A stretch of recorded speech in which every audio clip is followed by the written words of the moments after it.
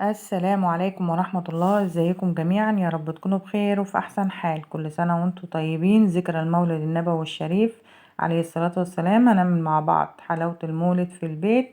دي احنا عاملينها في البيت، مش شاريينها جاهزة ولا حاجة. وهنعملها بكوباية ونص سكر وكيلو الا ربع من السوداني والسمسم والحمص. فان شاء الله هنعملها مقادير سهلة وبسيطة، وبتكاية كده معلقة هتفرق معانا وتخلي القوام بتاعها يبقى هش جدا وتبقى حلوة معاكي زي ما انتي شايفة كده. ما شاء الله بتتقطم بسهولة، ما بتبقاش معضمة ولا ناشفة. فتابعي الفيديو للنهاية وان شاء الله تستفادي. اتمنى لو اول مرة تشوفي القناة اتمنى تشتركي في القناة وتضغطي لايك للفيديو وتفعلوا الجرس على الكل علشان يوصلكوا اشعار بكل وصفة انزلها. ويلا بينا نصلي على الرسول عليه افضل الصلاة والسلام ونشوف عملنا الحمصية والفولية والسمسمية الجميلة دي ازاي النهاردة. مبدئيا كده هنا هنشتغل بربع كيلو فول سوداني. تمام، مشترياه هنا بقشره، وتختاري نوع الفول يكون طعمه حلو علشان ده يفرق معاكي في طعم الفولية بتاعتنا. ببدأ ان انا افركه بالقشر كده، هو متحمص جاهز بس بالقشر بتاعه بفركه كده بيتفرك معايا بكل سهولة. وببدأ ان انا اهفه كده من القشر بتاعه، وبعدين بنبدأ نفركه بإيدينا برضو كده لحد لما كل الفول يبقى انصاص بالشكل ده، ما يبقاش فيه فولة مقفولة على بعضها، يبقى كله انصاص بالشكل ده. هنيجي خطوة تاني بقى بعد كده بجهز الصينية او الصاج اللي انا هحط فيه الفولية بتاعتي بعد ما تستوي على النار. فالخطوة دي مهمة ان انت تجهزي كده الاول علشان الحاجات دي بتقفش على طول هتحجر منك لو ما عملتيش الخطوات دي واتبعت الخطوات. هيطلع معاكي مظبوط ان شاء الله. تمام، مش شرط هنا كيس خالص، احنا دهنا كده الصاج بالشكل ده. هنيجي هنا بقى للمرحلة بتاعت البوتاجاز، لكن بكون كده بقى مجهزة طاستين بالشكل ده، والنار تكون هادية خالص بالشكل زي ما انت شايفة كده. وبعدين بحط بقى الفول بتاعي، وطبعا الفول هنا محمص بس احنا هنسخنه على النار علشان اما نيجي ننزل بيه مع السكر ما يقفش او ما يعضمش منك. تمام، هحط هنا نص كوباية سكر وربع كوباية مية. ما تزيديش المقدار، تابعي الخطوات وان شاء الله يطلع معاكي مظبوط وناجح 100%. هنحط هنا معلقة عسل كلوكوز بيتباع عند اي عطار او اي سوبر ماركت، ودلوقتي متوفر جدا. فضروري جدا معلقة عسل كلوكوز لانها تخليهولك ما يسكرش منك. تمام، ولسه في اضافه كمان هنضيفها تخليه ان هو يكون خفيف كده وبتقطم معاكي على طول، ما بيكونش معضم او ناشف. شايفين النار هاديه خالص بالشكل ده، هنا بقى عليها سنه بس، وبعدين هنبدا نوطيها في مرحله اوريها لك برضو كمان شويه. تمام، بفضل بقى اقلب هنا بقى في السكر كده لحد لما يدوب، واوريك المراحل بتاعته.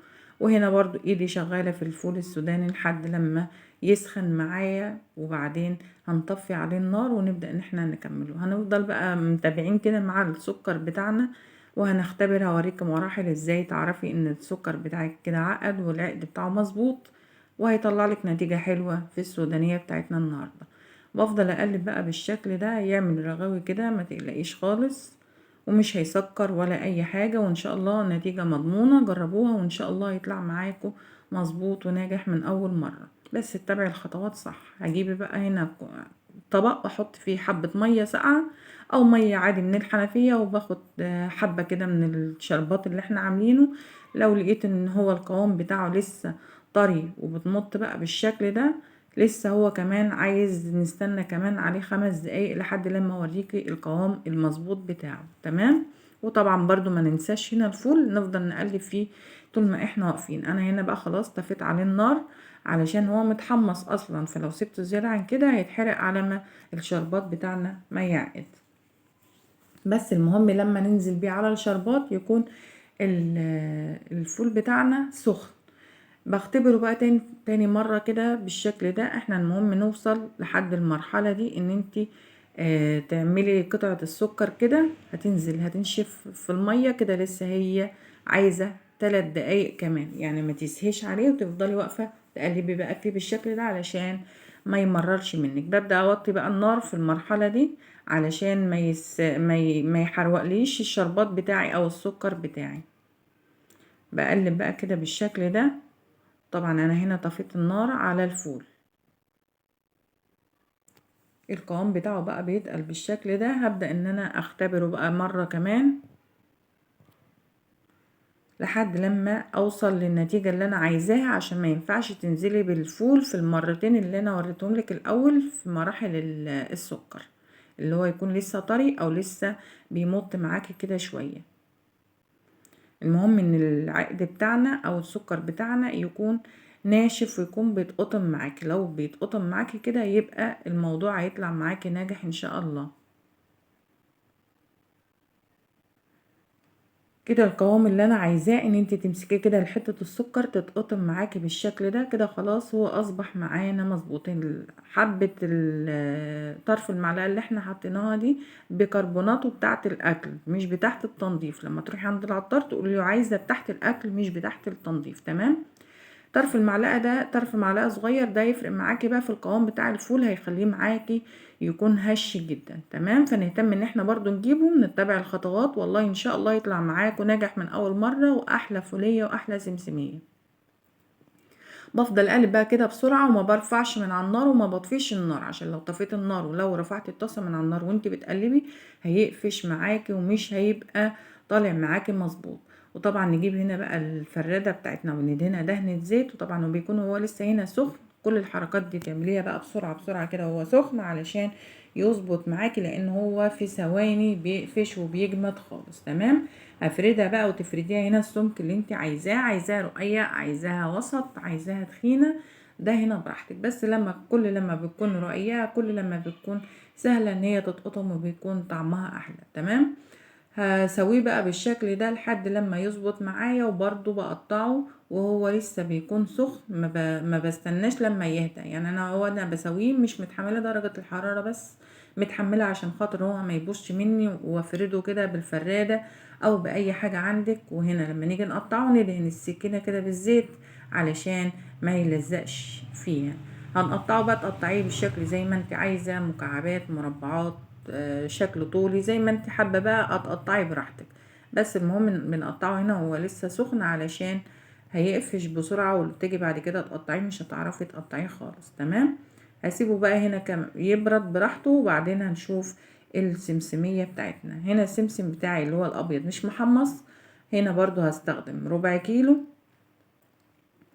وهنحمصه بقى احنا على النار. ممكن تجيبي المحمص الجاهز عادي برضو، بس برضو لازم ان انت تدفيه على النار. كل الخطوات دي مهمة ان انت لازم تدفيه على النار.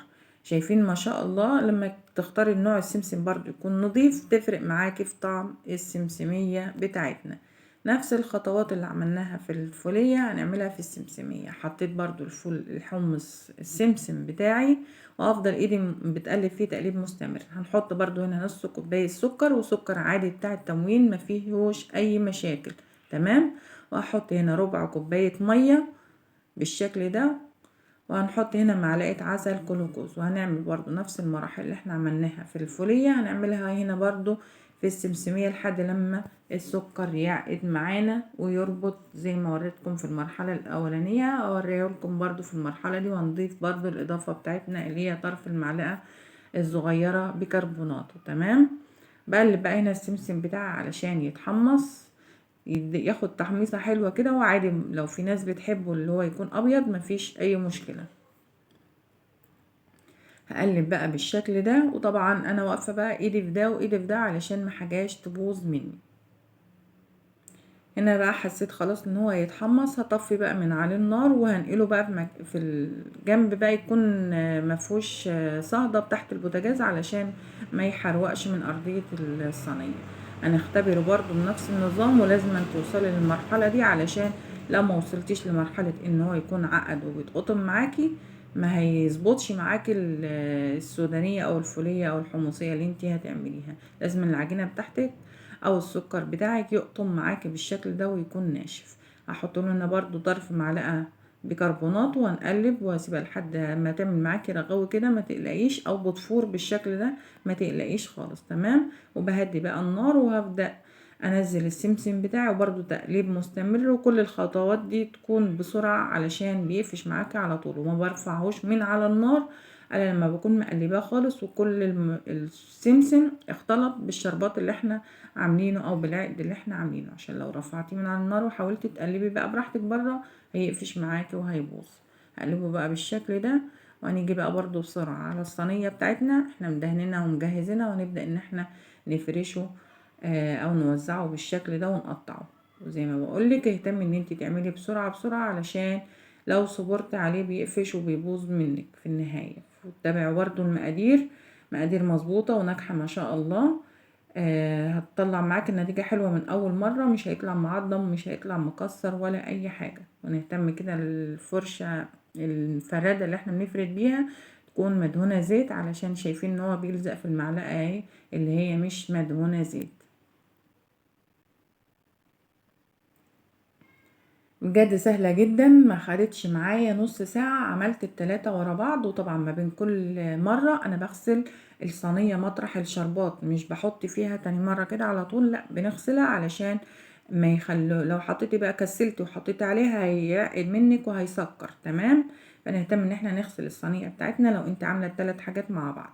والله ما اخد نص ساعة، وكان اصبح جاهز ما شاء الله، واحسن من الجاهزة، وريحتها حلوة وحاجاتها طازة وما شاء الله طعمها حلو جدا، بخلاف الحلاوة الجاهزة برضو بيقعدوا يصنعوا فيها قبل الموسم او قبل المولد بحوالي 3 شهور.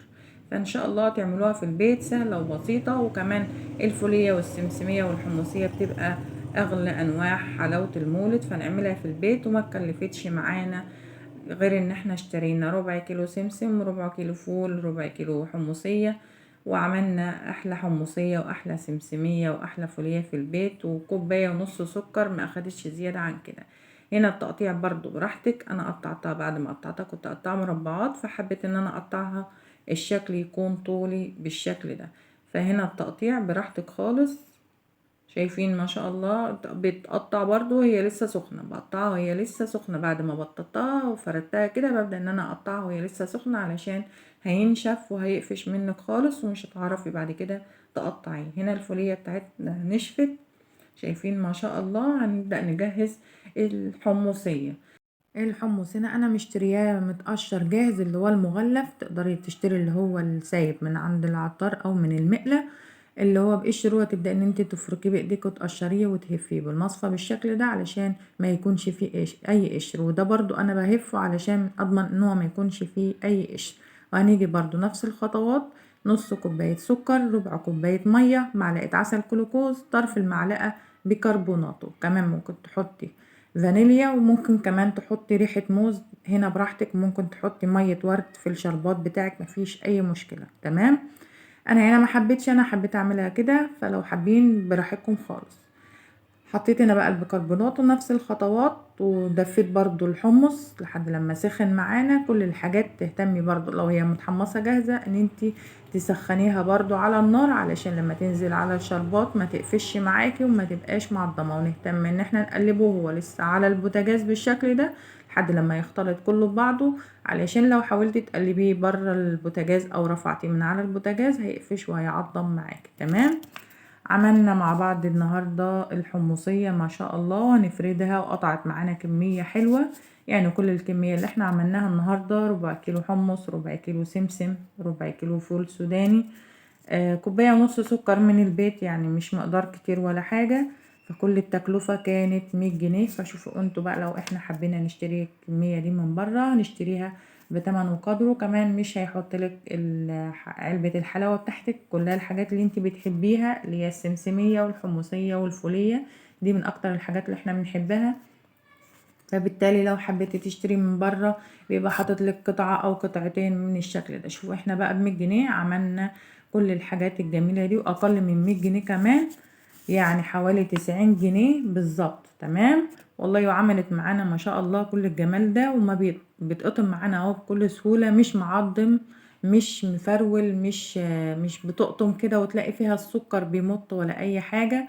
وادي كمان الحمصية بجد طعمها حلو جدا، والسكر كده مظبوط. ان شاء الله تتابعوا الخطوات، وان شاء الله تجربوه، تكتبوا له رايكم في الكومنتات، قولوا الوصفه نجحت معاكم ان شاء الله. شايفين ما شاء الله بجد حلو جدا. ان شاء الله تجربوه، ان شاء الله هاتوا واعملوا حاجات بسيطه وهنعملها في البيت، وانضف واوفر واحسن من بتاع بره. وكمان اسعار بره دلوقتي بقت رافعه خالص في حلاوه المولد السنه دي.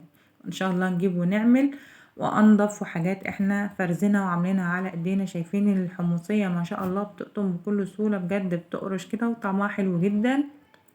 ان شاء الله هاتوا واعملوا، كل سنة وانتوا طيبين. وما ننساش نصلي على الرسول عليه افضل الصلاة والسلام.